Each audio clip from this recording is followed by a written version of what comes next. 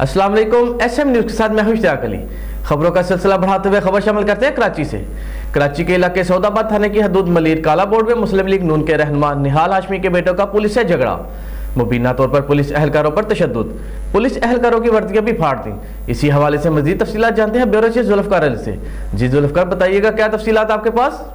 जी बिल्कुल, आला पुलिस अफसरान के हुक्म पर निहाल हाशमी और दोनों बेटों नसीर और इब्राहिम हाशमी को गिरफ्तार करके मुकदमा दर्ज कर लिया गया। इलाका मकीनों का कहना है कि इलाके में कार और मोटरसाइकिल के दरमियान तसादम के बाद इनका झगड़ा हो रहा था, तो निहाल हाशमी के बेटों नसीर और इब्राहिम हाशमी झगड़ा ख़त्म कराने की कोशिश कर रहे थे। तो इसी दौरान मुतलका थाने की पुलिस मौका पर पहुंची और रश लगाने की वजह पूछी। पुलिस ज़राए का कहना है कि वहां मौजूद निहाल हाशमी के बेटों ने मुबीना तौर पर पुलिस से बदतमीज़ी शुरू कर दी, जबकि थाने में घुसकर पुलिस पर मुबीना तशद्दुद भी किया। जबकि निहाल हाशमी के बेटे का कहना है कि हम कार और मोटरसाइकिल सवारों के दरमियान सुलह करा रहे थे कि अहलकारों ने वालदा और बहन से बदतमीज़ी की और घर वालों को रोककर मेरे करीब आने की कोशिश की।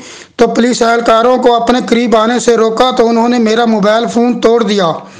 SSP कुरंगी का कहना है कि जब एहलकारों को मामला जानने के लिए भेजा तो नसीर हाशमी ने गालियां और धमकियां दी।